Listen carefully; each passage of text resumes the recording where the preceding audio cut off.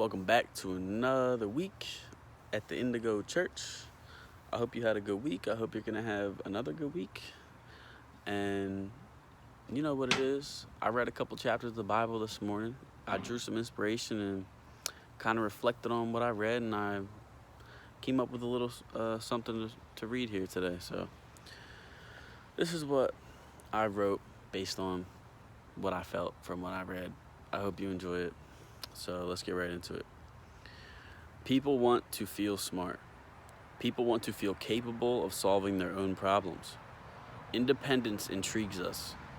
Imagine if you were fully capable, but no one else was in the world. You could provide every need for yourself, but have no one else. This could sound like a good idea to some people. We have all been beaten up by this life, and the trauma can cause us to become hardened. We would rather be cold than be vulnerable. To open up and rely on others is a scary thing. There is only so much we can take before our minds are made up and we harden our hearts to protect ourselves, living in a cold shell.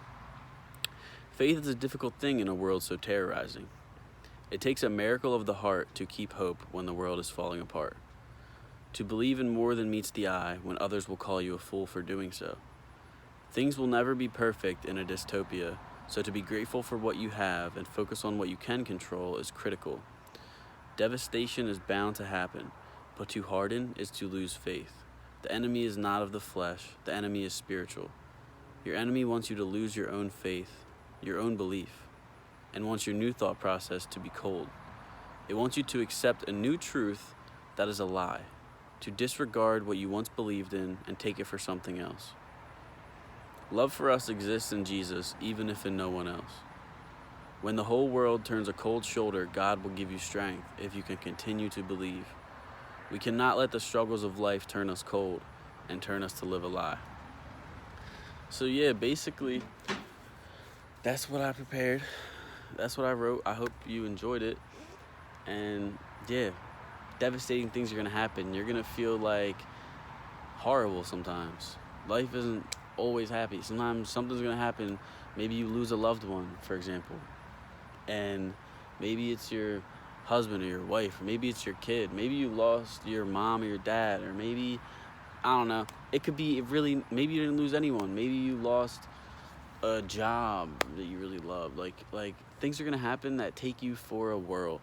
Life is going to not be as you planned it. You're gonna be hit with something, and it's gonna be devastating.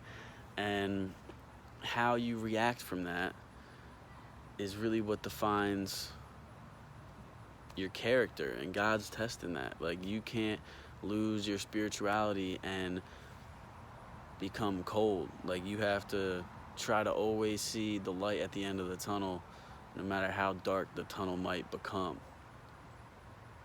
You can't bury yourself in a lie that there is no light at the end of the tunnel, because there is. Unless you give up looking for it, because the light might be that way, but you're deciding to look that way. So you don't see the light at the end of the tunnel. It doesn't exist for you. You're choosing not to see it. You choose to see it, then it does exist for you.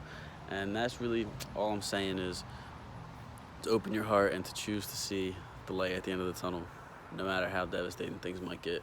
So I hope you enjoyed this video. I'm gonna keep it real nice and short, because I know you got a life to live, things to do, things to deal with. So I hope you guys enjoyed this. I love you for tuning in and being a part of this church, a part of this family, a part of being something greater than you, trying to better yourself for the love of everyone else, really.